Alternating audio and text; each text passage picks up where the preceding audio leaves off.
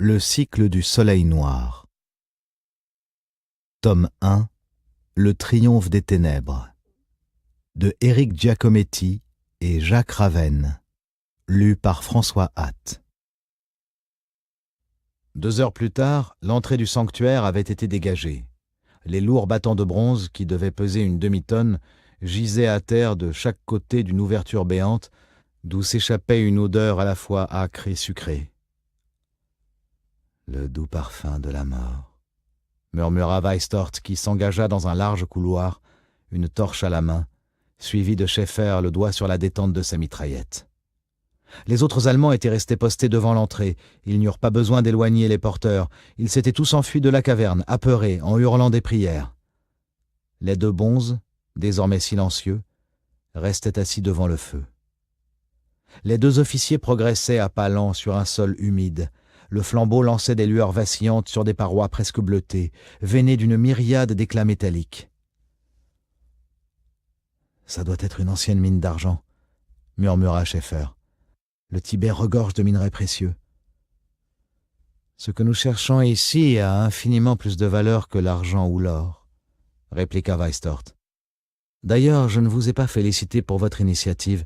C'est une idée brillante d'avoir tissé des liens d'amitié avec le dignitaire tibétain et d'avoir commencé la traduction de leurs livres sacrés. » Le couloir s'était élargi, comme une sorte d'avenue souterraine plongée dans les ténèbres.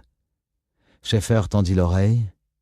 De curieux bruits sourds se manifestaient autour d'eux, comme des grattements. « Vous croyez vraiment à cette légende, mon colonel ?» glissa le chef de l'expédition d'une voix peu assurée. « Les morts vivants ? Je n'y crois pas une seule seconde. Ceux qui ont caché l'objet ici voulaient faire peur à la population superstitieuse.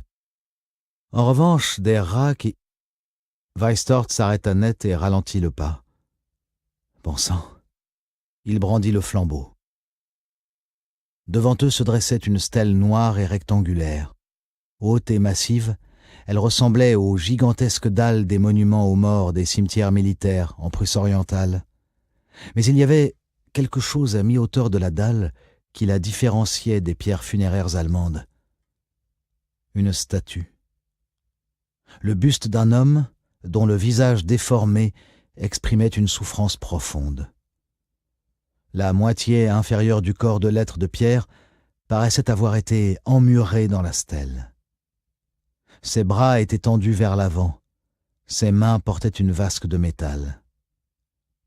À ses pieds, disposés en cercle, un amoncellement de squelettes. Les 2 Allemands s'approchèrent, les ossements craquaient sous leurs bottes. Ils étaient comme hypnotisés par ce qu'ils découvraient. Le visage de Weistort s'illumina. Il sortit de sa veste un livre à la reliure rouge, orné d'un titre en lettres gothiques. « Thule Borealis Kulten ».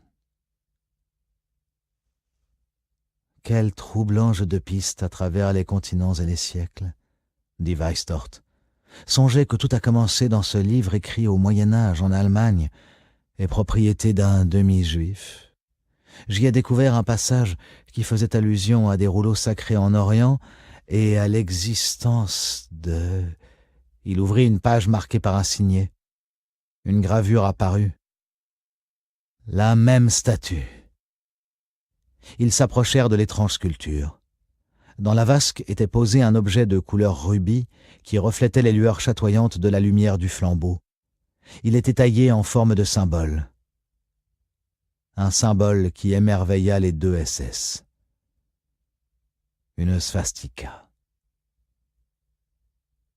Le colonel Weistort tendit la torche à son adjoint et prit la croix gammée entre ses mains.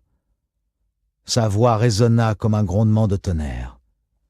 « L'an 1 du Troisième Reich commence aujourd'hui.